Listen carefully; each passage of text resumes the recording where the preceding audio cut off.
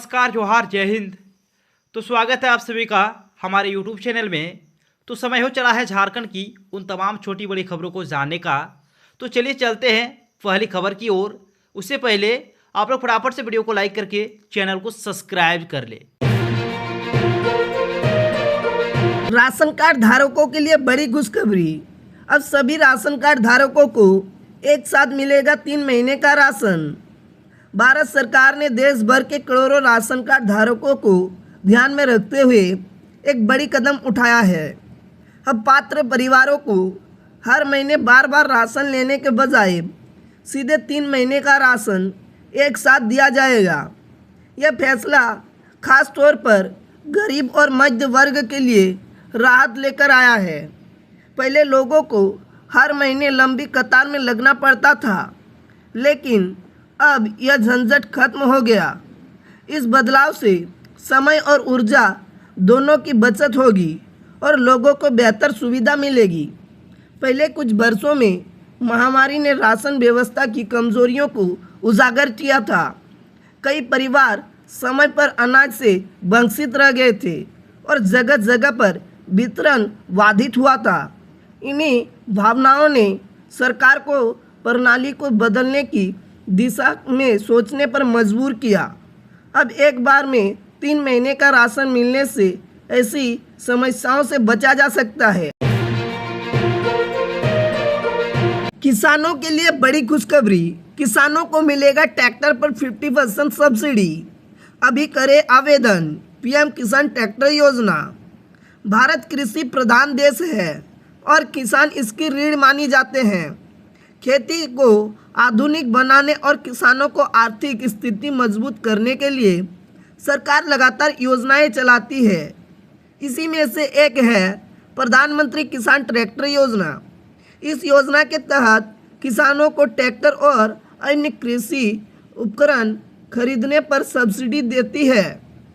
इसका उद्देश्य यह है कि किसान कम लागत में आधुनिक साधन प्राप्त कर सके और अपनी खेती को अधिक लाभकारी बना सके।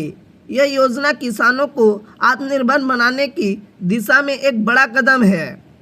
किसानों को खेती में ट्रैक्टर और आधुनिक उपकरणों की आवश्यकता होती है।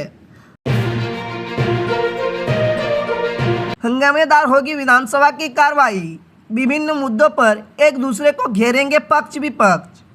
झारखंड विधानसभा का मानसून सत्र हंगामेदार होने की संभावना है, जिसमें एसआईआर, अतिवृष्टि और अनुपूरक बजट जैसी मुद्दे रहेंगे।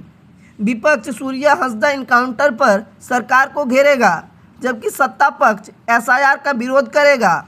28 अगस्त को शिबू सोरेन को भारत रत्न का प्रस्ताव पेश किया जाएगा। 26 अगस्त को अतिवृष्टि से हुई नुकसान पर चर्चा होगी। 26, 27, 28 अगस्त को सार्वजनिक अवकाश।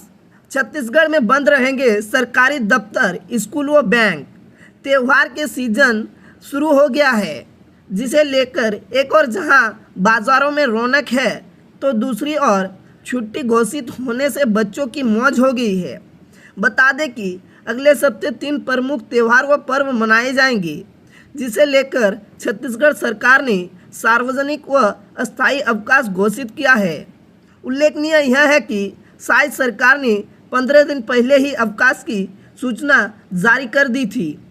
त्यौहार सीजन के चलते अगले सप्ताह 3 प्रमुख त्यौहार मनाए जाएंगे, जिसके चलते 3 दिन सभी सरकारी दफ्तर, बैंक व स्कूल कॉलेज बंद रहेंगे।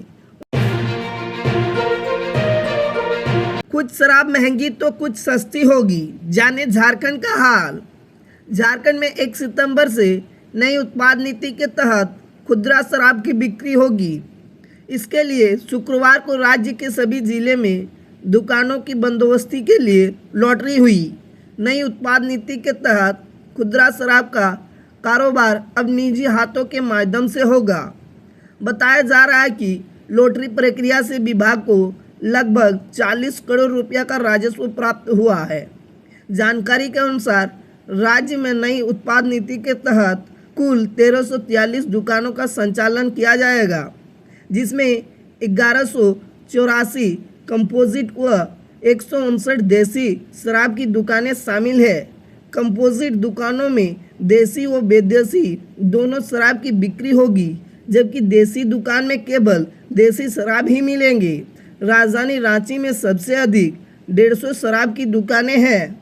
शराब दुकानों की लॉटरी प्रक्रिया में झारखंड के अलावा उत्तर प्रदेश, बिहार और मध्य प्रदेश के शराब कारोबारी भी शामिल हुए।